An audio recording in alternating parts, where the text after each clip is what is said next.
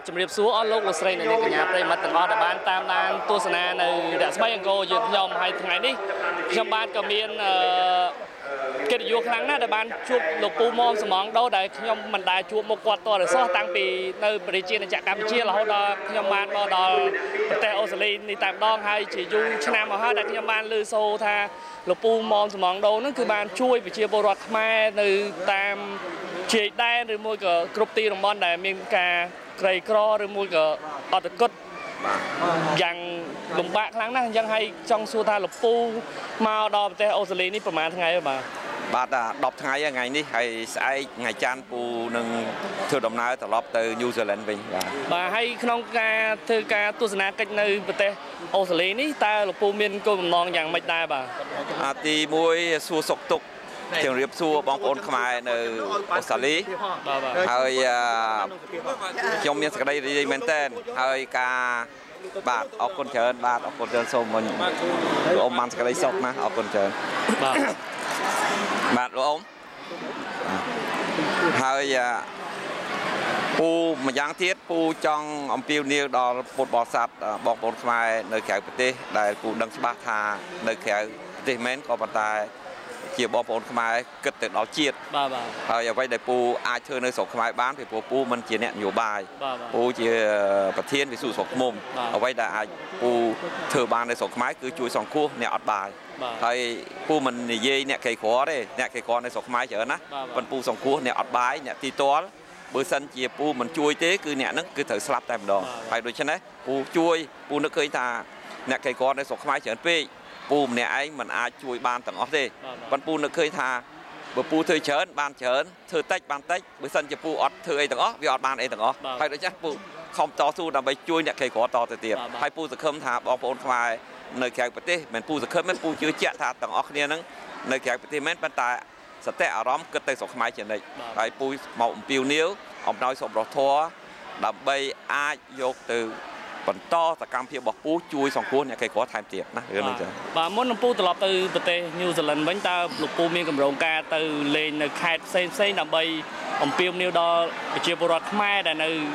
ឯនេះសមុទ្រឬមួយក៏នៅឯបណ្ដាប្រទេសនានាដើម្បីឲ្យគេជួយជាថវិកាឬមួយក៏ជាថ្នាំពេទ្យដើម្បីជួយបងប្អូនប្រជាពលរដ្ឋខ្មែរយើងដែលនៅប្រទេសប្រជាជាតិកម្ពុជាយើងដែលគាត់មិនបានមានគឺថាមានជីវភាពលំបាកក្រីក្របាទអរគុណណាស់នឹងគឺជាបំណងរបស់ពូប៉ុន្តែអ្វីដែលពូបានមកលើកនេះគឺដោយចៃដន្យបងប្អូនខ្មែរម្នាក់នៅញូហ្សេឡង់បានស្ដាប់ការអំពាវនាវរបស់ខ្ញុំហើយគេក៏បានជួយខ្ញុំទៅញូហ្សេឡង់ហើយចំណែកនៅមែលប៊នអូស្ត្រាលីនេះក៏បានបងប្អូនម្នាក់ឈ្មោះជុំប្រសើរហើយគាត់បានស្ដាប់តាមអ៊ីនធឺណិតការអំពាវនាវគាត់បានជើញពូមកមែលប៊នហ្នឹងហើយជាឱកាសមួយល្អហើយជាឱកាសមួយដែលពូសប្បាយរីករាយមែនទែនដែលមកដល់ពូបានចាត់ចែងទៅតាមអ្វីដែលពូបាននេះប៉ុន្តែនេះគឺជាដោយចែកដនពេលដែលពូមកដល់មែលប៊នហើយបានជួបបងប្អូនខ្មែរដែលពូបានជួបហ្នឹងគឺគេមានការរាក់ទាក់ហើយជាពិសេសអ្នកទាំងអស់ហ្នឹងមានសតិអារម្មណ៍ស្រឡាញ់ស្រុកប្រទេសមែនតើហើយឃើញពូជួយស្រុកខ្មែរអ្នកក្រីក្រអ្នកចាស់ជរាអ្នកពិការជួនកាលមានប្រសង់មានអាពាធរហូតដល់យោធាទៀតហើយអ្នកទាំងអស់គ្នាហ្នឹងបានរួបរวมគ្នាបានគាំទ្រពូហើយពូសប្បាយចិត្តមែនតើហើយក្នុងឆ្នាំទៅមុខទៀតតើលោកពូមានកម្រងការយ៉ាងដូចម្ដេចដើម្បីជួយในបងប្អូនប្រជាពលរដ្ឋខ្មែរយើងក៏ដូចជាលោកពូអាចអំពាវនាវទៅបងប្អូនទស្សនិកជនដែលតាមដានរស្មីអង្គរយើងខ្ញុំតាមរយៈwebsite YouTube ក្តីតាមរយៈ website នានាក្តីដែលគាត់ថាបានលោកពូមានការអំពាវនាវអ្វីដើម្បីឲ្យបងប្អូនប្រជាពលរដ្ឋខ្មែរយើងនៅឯគ្រប់ទីដើម្បីមកជួយលោកពូបាទពូបំណងរបស់ពូគឺធ្វើការអំពាវនាវទៅដល់បងប្អូនខ្មែរនៅបរទេសតែម្ដងពីព្រោះពូសង្ឃឹមទៅលើបងប្អូនខ្មែរនៅបរទេសទី1ដោយថាបានចាកចេញពីប្រទេសហើយពូសង្ឃឹមថាពូជឿជាក់ថាអ្នកទាំងអស់នោះនឹកទៅដល់ប្រទេសជាតិហើយជាពិសេសជីវភាពរបស់ជាបរិបទក្រីក្រនោះតែម្ដងហើយពូប៉ុន្តែឥឡូវពូ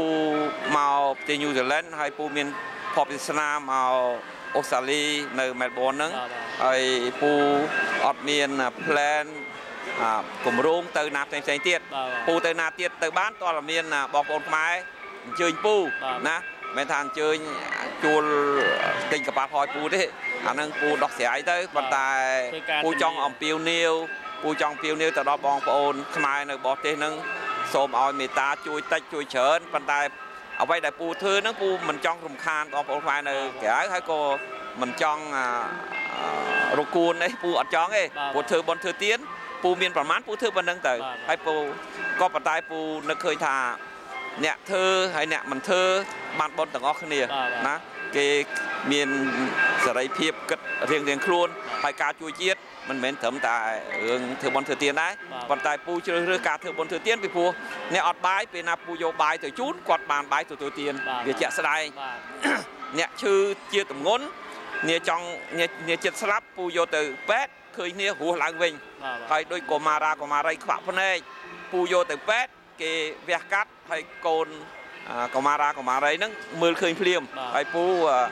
ជ្រើសរើសការជួយសង្គ្រោះប្រជាពលរដ្ឋហើយពូការជួយហ្នឹងពូជួយ15ឆ្នាំហើយដូច្នេះត្រូវពូបន្តទៅទៀតហើយពូនឹកឃើញថាពូកើតជាជាតិខ្មែរហើយពូកាន់ពុទ្ធសាសនាហើយពូកើតមកជាតិមិនពូធ្វើបុណ្យដើម្បីឡើងឋានសួគ៌ទេប៉ុន្តែពូធ្វើបុណ្យក្នុងនាមជាកូនខ្មែរពូកើតមកជាតិពូចង់ធ្វើបុណ្យឲ្យបានច្រើនបើបានច្រើនមែនទែនបើពូងាប់ទៅក៏ពូសប្បាយចិត្តដែរពូមិនមែនគិតថាពូធ្វើបុណ្យច្រើនពូឡើងឋានសួគ៌ទេណាពូគិតរឿងចឹងបាទអញ្ចឹងសូមអរគុណលោកពូដែលផ្ដល់ឱកាសដ៏មានតម្លៃមកឲ្យក្រុមអ្នកស្បែកអង្គរយើងបានធ្វើការសម្ភាសន៍បាទអរលោកលោកស្រីអ្នកនាងកញ្ញាប្រិយមិត្តទាំងអស់ដែលបានតាមដានទស្សនាអ្នកស្បែកអង្គរក៏បានជ្រាបហើយនៃការកិច្ចសម្ភាសន៍របស់ក្រុមអ្នកស្បែកអង្គរនិងលោកពូមុំសំណងដូដូច្នេះហើយសូមអរលោកលោកស្រីអ្នកនាងកញ្ញាសូមមេត្តាមានចិត្តសទ្ធាជ្រះថ្លាបរិច្ចាគនៅប្រាក់កាក់1រៀលក្តី2រៀលក្តីតាមសទ្ធាជ្រះថ្លាដើម្បីជួយប្រជាពលរដ្ឋខ្មែរនៅឯប្រជាណាចក្រកម្ពុជាយើងបាទសូមអរគុណហើយខ្ញុំបាទខៀងសូមជម្រាបលា